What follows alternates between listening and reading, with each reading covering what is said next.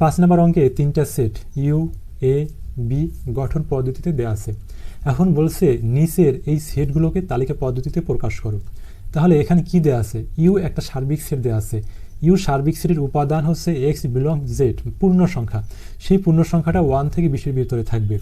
এই সেটে দেওয়া আছে এক্স হচ্ছে বিজোড় সংখ্যা, বি সেটটা হচ্ছে এই উপাদানগুলো মৌলিক সংখ্যা। আমরা ধাপে ধাপে দেখি। দেখো দেয়া আছে ইউ হচ্ছে পূর্ণ সংখ্যা, এক্স বিলং জেড পূর্ণ সংখ্যা। পূর্ণ সংখ্যা কি? আমাদের মাইনাস অর্থাৎ সংখ্যা রেখার জিরোর এ পাশে যে মাইনাস মানগুলো আছে, -1, -2, -3, এগুলো হচ্ছে পূর্ণ সংখ্যা। আবার এদিকেও +1, +2, +3 পজিটিভ যেই মানগুলো, এগুলো হচ্ছে পূর্ণ সংখ্যা। তাই পূর্ণ সংখ্যার ভিতরে -0 পজিটিভ সব মানই থাকে। এখন সেই সব মানগুলো কিন্তু জেটের উপাদান না, জেটের ভিতরে আসবে 1 থেকে 20-এর ভিতরে। সেই মানগুলো এখানে লিখে ফেলেছি। দেখো যেহেতু এখানে লেস দ্যান অর ইকুয়াল, এই জন্য 1 থাকতেছে। X less than or equal 20, তার মানে এখানে 20-এর মানটাও থাকতেছে। তার মানে 1 থেকে 20-এর ভিতরে মানগুলো লিখে ফেললাম। এইগুলোই হচ্ছে ইউ সেটের উপাদান। এরপরে বললো কতে বলছে এ সেটকে তালিকা পদ্ধতিতে প্রকাশ করো। এ সেটটা হচ্ছে কি? এক্স বিজোড় সংখ্যা। এখন দেখো এক্স হচ্ছে বিজোড় সংখ্যা। বিজোড় সংখ্যা কারা? 1 থেকে শুরু করে ইনফিনিটি পর্যন্ত বিজোড় সংখ্যা আছে। সব কি আসবে না? এই জন্য এখানে এই ইউটা সার্বিক সেট দেওয়া আছে।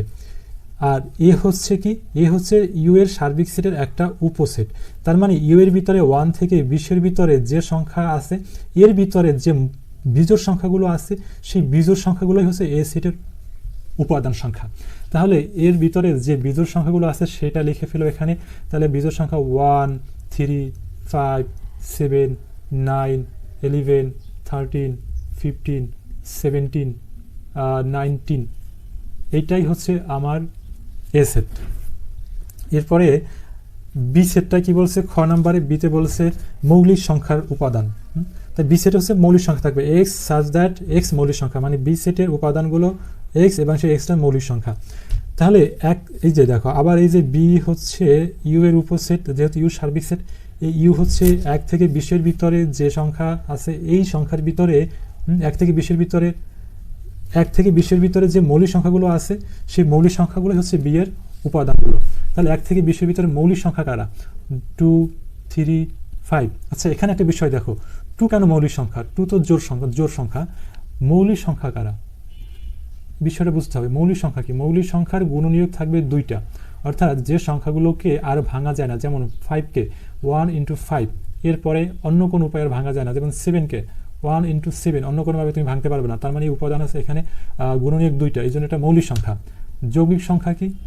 যৌগিক সংখ্যা 3টা বা 3-এর বেশি গুণনীয়ক থাকবে, যেমন 4কে আমরা লিখতে পারি 1 × 4, আবার 2 × 2, তার 1, 2, 3, 3টা গুণনীয়ক আছে এখানে।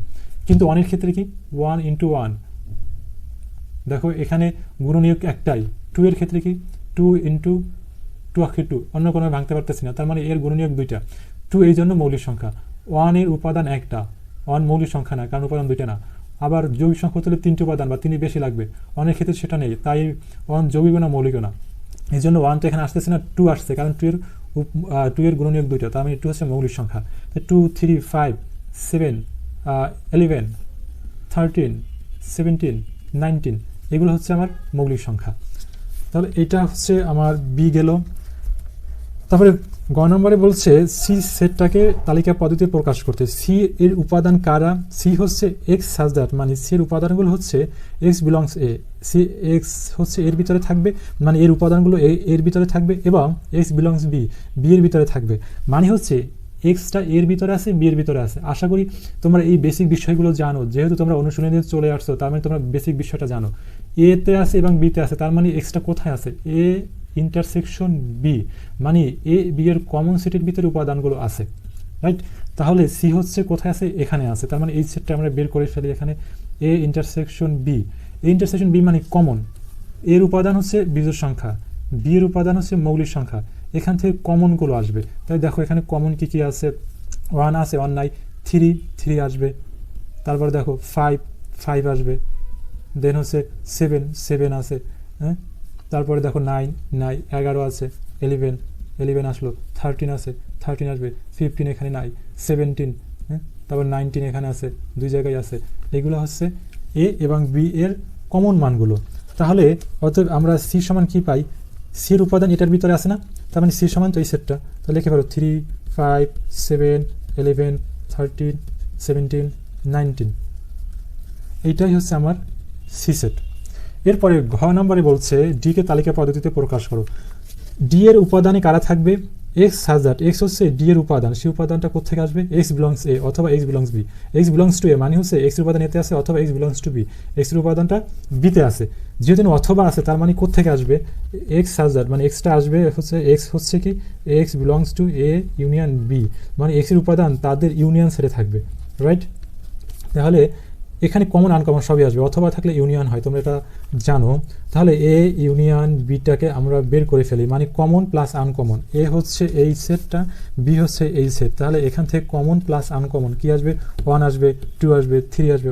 1 2 দেখো 3 আছে, রাইট, 1 নিয়ে আসলাম, 2 নিয়ে আসলাম, 3 নিয়ে আসলাম, 5 7, 3 তারপরে 5 দেখো 7 আছে এখানে, 7 দেন হচ্ছে 9, 11 দেন হচ্ছে 13, দেন 13 এর পরে আছে 15, তারপরে আছে 17, তারপর হলো 19, কেমন। এইটা হচ্ছে এ ইউনিয়ন বি, তার মানে ডি সমান সমান এইটা, অতএব ডি ইকুয়াল এই জিনিসটা লিখে ফেলো 1 2 3 5 7 9 11 13 15 17 19, এটাই হচ্ছে আমার অ্যান্সার।